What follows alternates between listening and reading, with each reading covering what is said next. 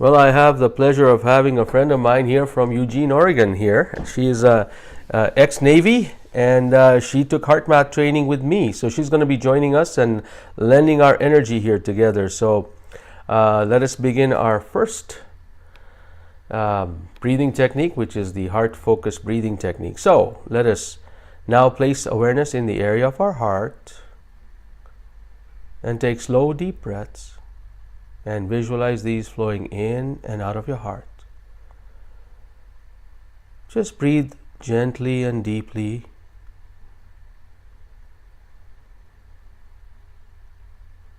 And take slow, deep breaths. You've done this before. You know the routine.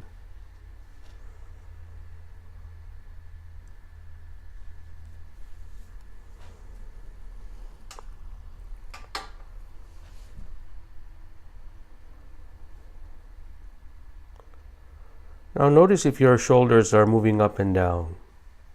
If they are, see if you can take these deep breaths without having any bodily movements other than just your chest expanding and contracting as you take deep breaths.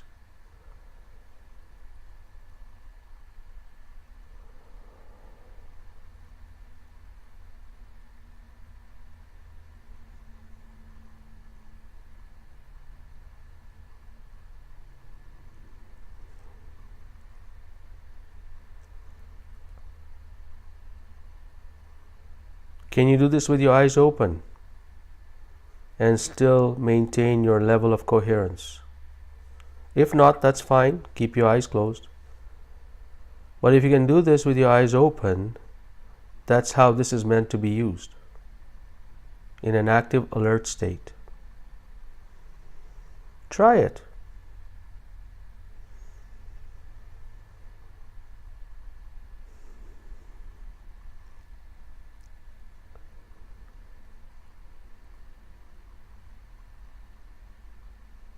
Every heart math technique is based on this one foundation.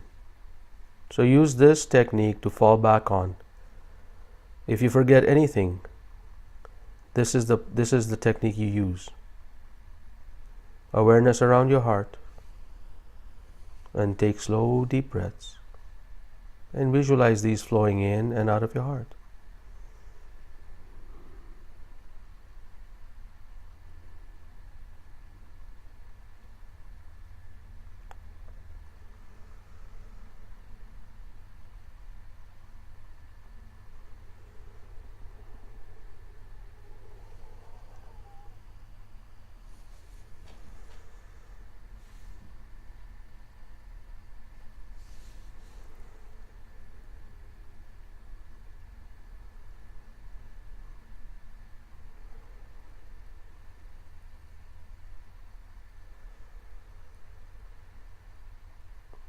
Notice if you feel the difference between when you first started and when you started taking these slow, deep breaths.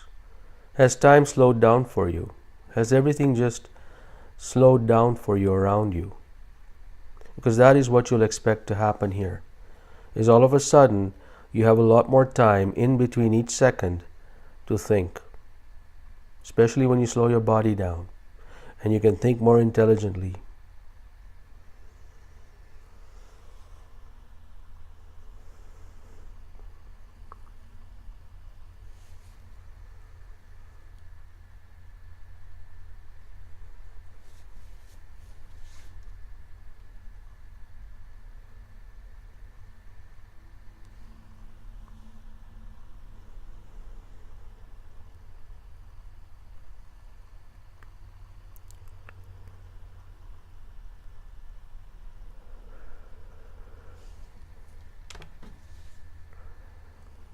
Excellent. That was a good practice all. Thank you everybody for joining in. I'm just going to read the comments to acknowledge those who have chimed in here.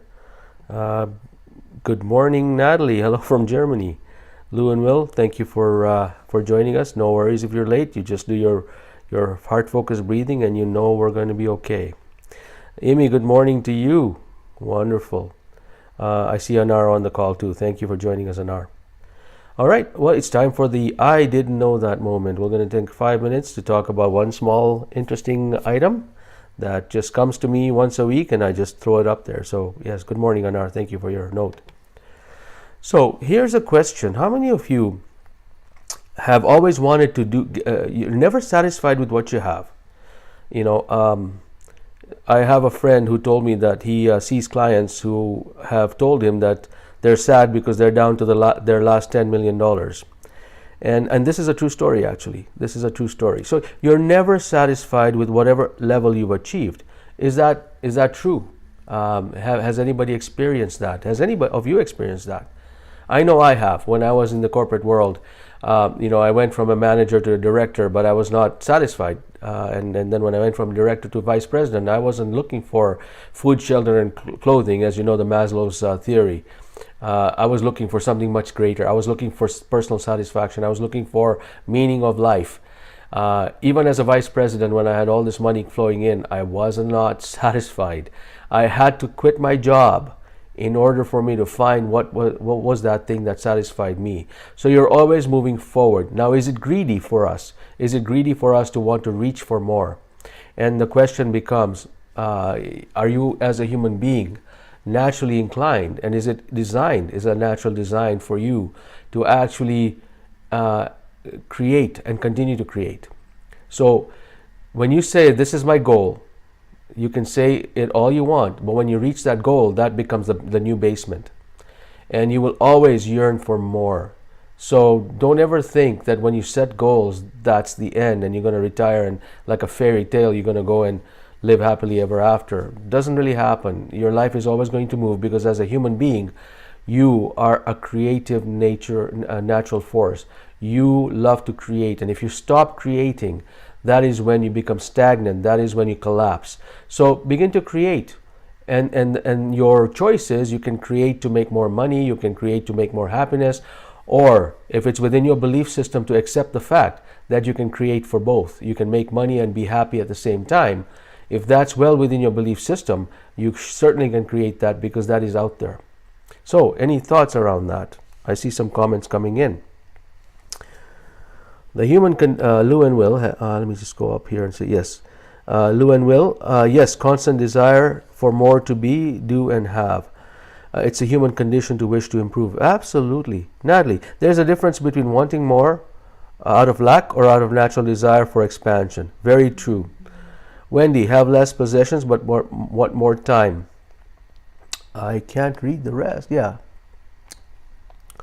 More time to travel. There, I can read the rest now. Wonderful. Lou and Will, if I wanted it only for myself, not everyone, that would be selfish and greedy. Well, interestingly enough, I was talking to one of my clients yesterday.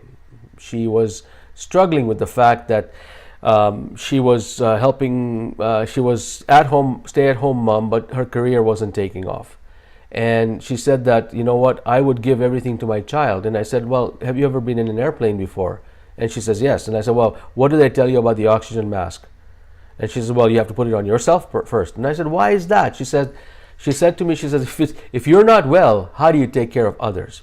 And this is the classic thing about being doing overcare and compassion, is that you can have a lot of compassion, you can take care of yourself with the intent that once you are completely healed, you can heal others. This particular client of mine really wanted to help out others who are struggling and were not empowered, but she herself was struggling with empowerment. So I said to her, put the oxygen mask on yourself first. So Lou and Will, if it is only for yourself, I would say yes, for a brief moment in time, until you heal yourself, until you get to a point where you are 2 steps ahead of the people you want to help, you are not ready to help them. And so I would only add that little factor on there. Janet, welcome, Janet. That's me. It makes me happy to make others happy, but I become overwhelmed. Absolutely. And you know why, Janet, you want to make other people feel happy? Is because you feel that your self-worth is based on somebody else's happiness. We get positive reinforcement from external factors. The example I gave about me being promoted at work, being promoted was a great, I didn't do anything different when I got promoted because I began to behave like a manager before I got promoted as a manager. But what it was for me was an external pat on the back from somebody else outside of me saying you did well, and I took that as a self-worth for me. Well, I think what we need to do is we need to shift out of that.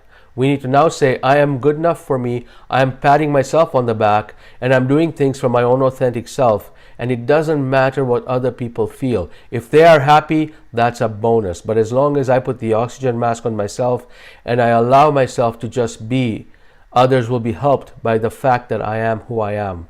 And I think we need to move slightly into that area and not drain our own energies to help others, because we ourselves need to be present for those others. We can be more helpful to them. If you are in a car accident, you're a victim. How would you like it if the EMT that arrived on scene was completely drained from their last experience in the accident that they came to? They would be useless for you. And so it's important for you as a victim to have the person that's helping you to be fully there and present. And so you owe it to others for being fully present. You need to heal yourself first. You need to work on yourself first. Do not ever feel guilty about doing things for yourself if your final intent is to help others along that path. So yes, I just combined the two things there for you, Lou and Will. Wonderful. Thank you for that wonderful discussion. We will have a little bit more time at the last 15 minutes Q&A if you want to explore this further. For now, we're going to take it up a notch. Now we're going to do a quick coherence technique.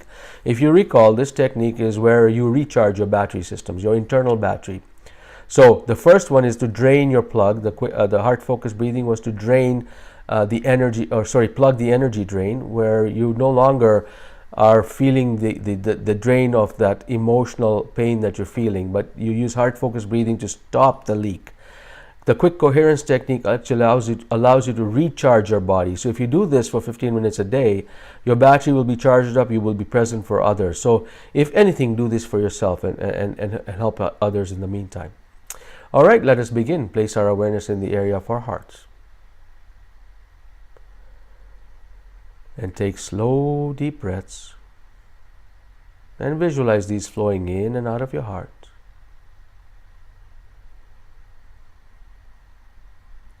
And now experience a positive feeling such as love, appreciation, and peace. And just draw that into your heart. Take slow, deep breaths.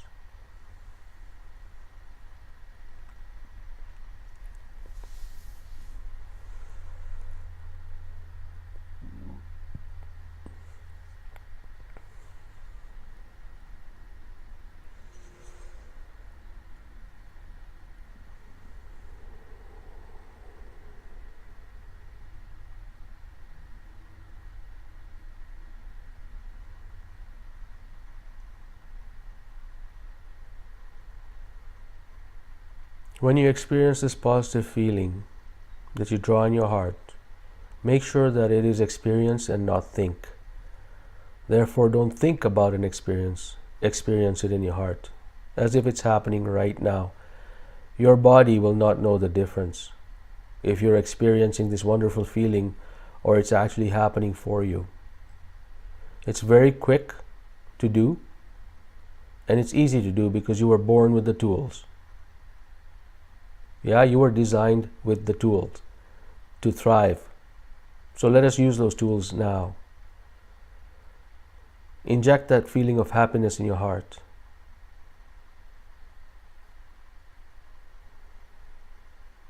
And continue to take slow, deep breaths. Just for one more minute.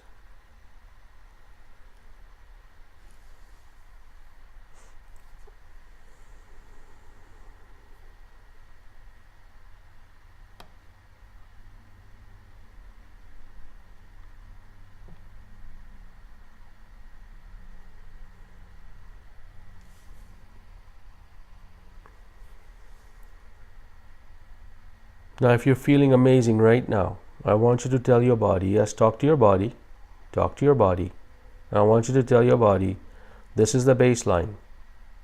For now, this is the baseline until I feel even better than this. And anytime, and you're still talking to your body, anytime I don't feel this great or better, I want you to remind me You remind me to do the quick coherence technique, and I will get to this point. It's amazing how your body will remind you. So just anchor that intent in right now. Is when you feel this good or better, that's normal for you. Make this the new normal. Okay? Wonderful. Our 15 minutes are up, and I'm here for another 15 more minutes. If anybody has Q&A questions, be happy to answer those questions. Just a reminder, next week, and as you're typing your questions in, feel free to type them in. Next week, I am going to be in Yellowstone, so about this time, I will be doing a heart math presentation there. So I will not be here live with you. Of course, you can always access a replay. So next Monday, there will be no espresso shot live, but you have access to all the replays from the past. So if you want to get your fix, please go on the link and just enjoy this. Any questions at this point? Can you tell me about coffee and cortisol? Natalie, your question. Well, now I'm not an expert in this area, but I'll tell you what I have read. So when you drink coffee, coffee affects people differently. So for example, people with ADHD, I'm told, I did a presentation for some of these guys. People with ADHD, actually coffee helps them focus. I don't know why that works that way. And some people, coffee reacts differently. So it all depends on that. Essentially, coffee revs your heart rate up. It's meant to kickstart your body, and it's a little boost to some people. When that happens, obviously your your heart races, and you have a higher amount of cortisol in your body. Is that good? Well, if you've got not enough cortisol in your body at that point in time, maybe it's there to balance out the body. Your body will tell you. If you tune into your body will tell you whether you need a coffee or not.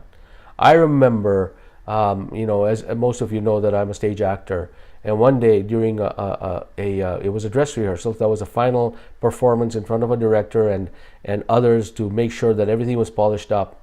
I had a Starbucks coffee. I walked in there, and the show was supposed to be an hour long. I walked in there and we finished in 45 minutes. Why? Because I was talking a mile a minute. And that's because I just had a Starbucks coffee. So I was revved right up. So I'm doubly cognizant of that now whenever I speak in public, or whenever I do a workshop, or whenever I even go on stage. I do this heart focused breathing, quick coherence technique, because coffee revs me up. And yes, it pumps cortisol in my body.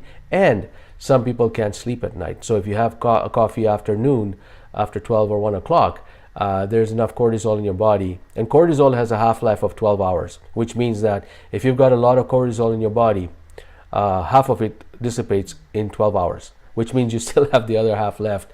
And if you have a lot of cortisol in your body at noon, by midnight, you still have that. So that's why you're having a hard time falling asleep.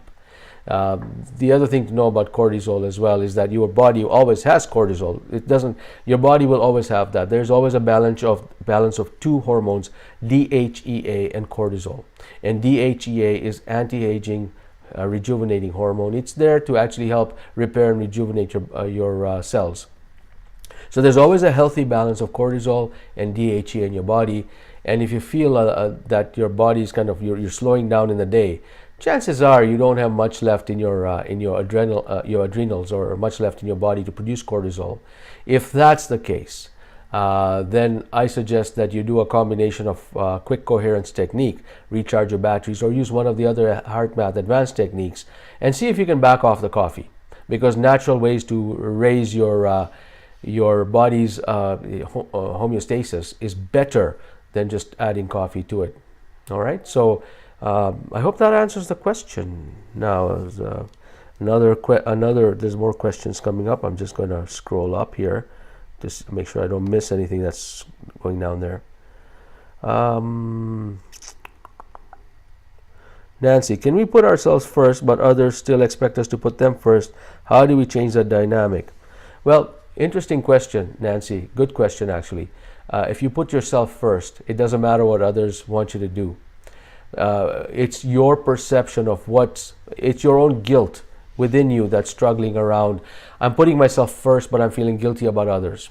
So the way I would approach it, and if you want to reframe it for them, like if they're actually overtly telling you this, now this is not you thinking they're thinking this, because if you thinking they're thinking this, they may not even be thinking this. But if they overtly tell you that, you know what, you're being selfish, you're not looking after me, here's what I'd suggest to them, for you to reframe it. I would say to them, look, right now, if I don't look after myself, I won't be able to help you.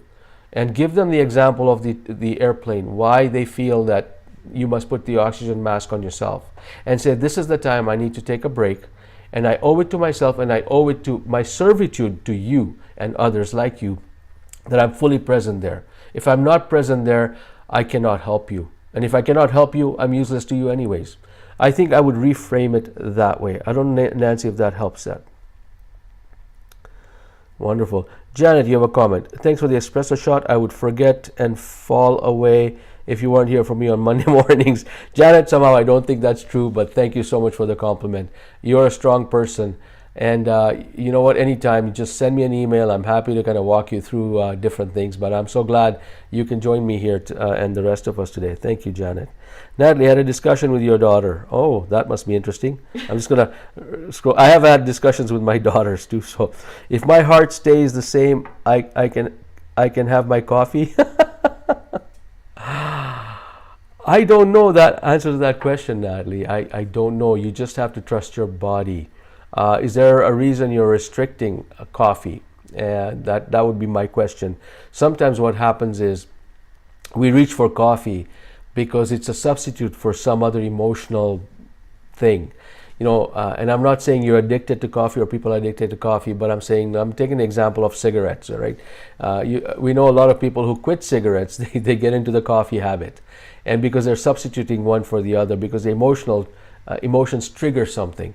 It doesn't mean stop having coffee. Just monitor yourself. How much coffee are you having? Are you having a lot of coffee? Do you need coffee because your body is saying, I can't function without coffee?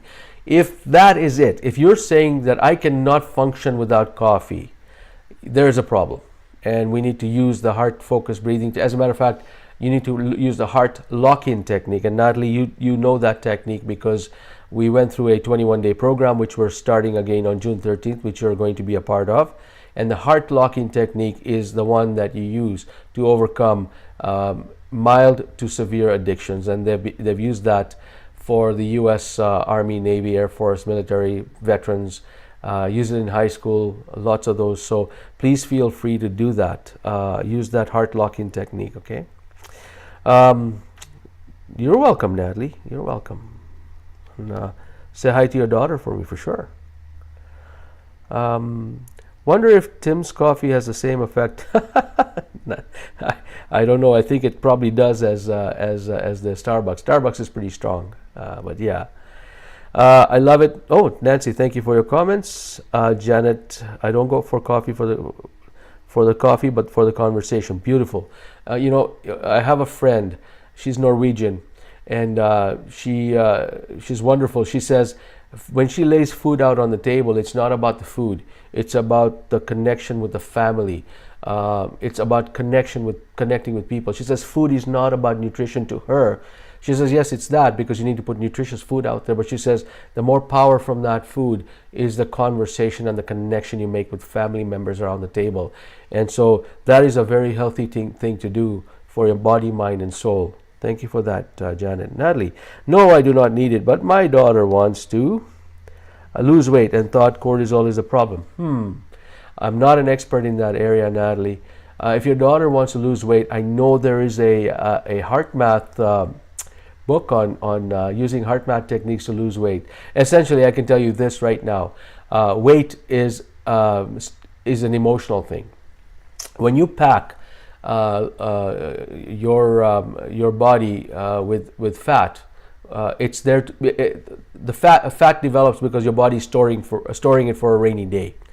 And so, what is a rainy day? A rainy day is that there's something happening or something imminent about to happen that you're anticipating, which is another way of saying my body is stressed out. If my body is stressed out, it stores fat because someday we're going to not have anything around me and I'm going to have to rely on that fat deposit to survive.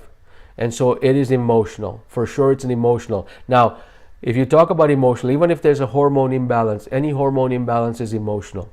So what I would do is I would begin with laying the foundations for this, and set a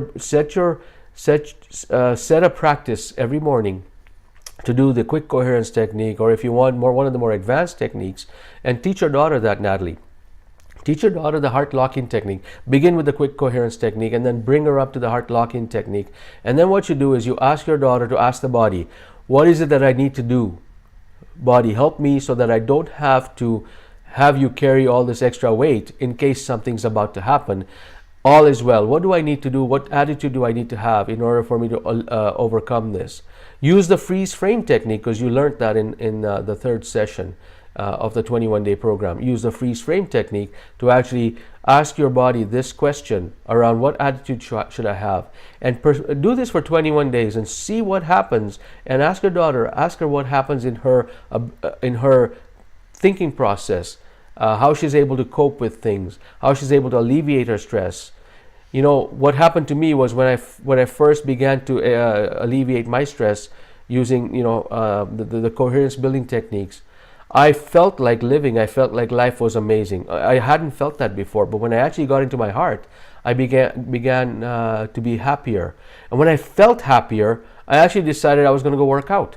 It drove me to say, I'm just going to go work out. And much like what Janet says with the coffee, is I started hanging around with friends, and we started having a social time in the gym. And so if I didn't show up in the gym, I'd hear about it. People would say, what the hell, I missed you in the gym this morning. And so it becomes a social thing. And all of a sudden I was having a lot of social time with people, and I was enjoying doing that, and I did more of that. Then somebody introduced me to organic food. Somebody introduced me to natural medicine. And all of those things only happened because my body moved me in this direction, and I started seeing all these other solutions. So to me, heart math is not about helping you lose weight, or cortisol is not about helping you lose weight. Heart math is about stepping inside your body and allowing the heart's wisdom to step forward so you can find your own answers to a solution that you're seeking. I hope that helps. All right. Got more comments here. On our have tea instead of coffee. Janet, Norwegian, and started coffee at 12. A lot of memories tied in there, I think. Oh, that's wonderful. Natalie, yes, you know me. I am very aware. I'm for sure holding weight for emotional reason, and I've teach my daughter the quick coherence as she didn't want to meditate. Well, that's excellent. Yes, you know what? We all have these emotional things we hold, and we can't imagine what would happen if I was 50 pounds overweight, and if I lost that overnight. Imagine the shock to my body. Imagine the shock to my system. I wouldn't survive. And therefore, you have to be gentle with yourself.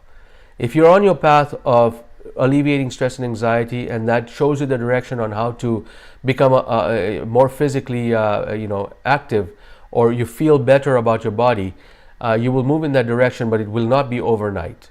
And be gentle with yourself. Do not lose faith.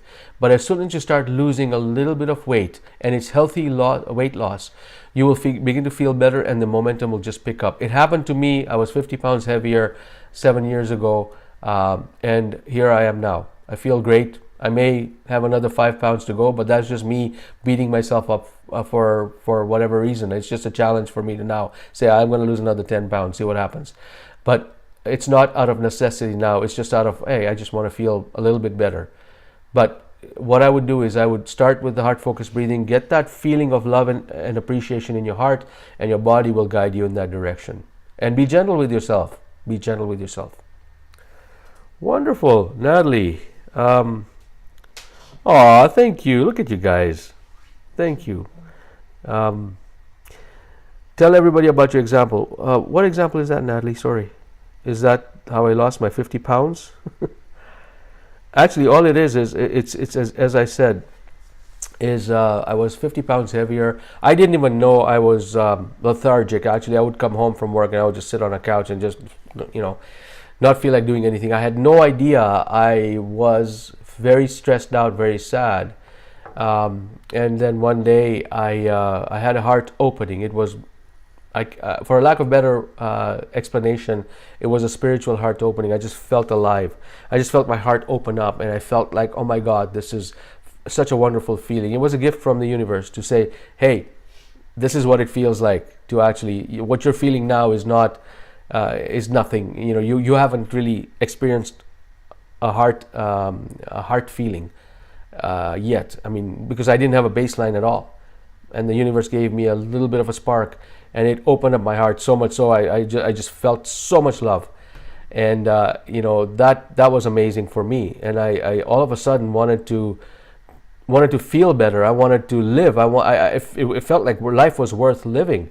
And then I just, from there on, I went to the gym, and I just did, all I did was I walked on the treadmill, and I would walk and watch a TV show, because we had a TV set up in our gym at work. And all I did was I would go Saturday morning, I'd go to work on the treadmill, I'd watch a 2-hour movie, and I was on the treadmill for 2 hours, and I wasn't doing very hard work. I was just walking at an easy pace. Pretty soon I lost 10 pounds just doing that. I did nothing else but that. And then I kept going, and then I found myself plateauing. You know, there's a time when your body, when you do certain things, after a month or two, you'll plateau. You will not lose any more weight. Then what I did was I said, well, I'm going to stop eating processed food. I stopped eating processed food. I continued on my treadmill thing, and all of a sudden I lost another 10, 15 pounds. And then I plateaued. Then I said, well, you know what? I got to work on weights. I got to build muscle mass. I got to do yoga. I got to do this. And then I started losing more. And then I decided I was going to change my diet. Now I was kind of experimenting with, you know what, maybe I shouldn't eat carbs, maybe I shouldn't eat gluten, maybe I shouldn't eat this, or maybe I do that, or maybe I should eat proteins, maybe I should do this. And as soon as I was doing that, I found the right combination for me, and I lost the rest of the weight that I have now. So, you know, all I did was my body guided me and brought in the people that needed to be there. It took me a while. I didn't have the heart math techniques then, but I do have it now, so I can keep off the weight and I can keep off the meds that I was taking, my prescription meds.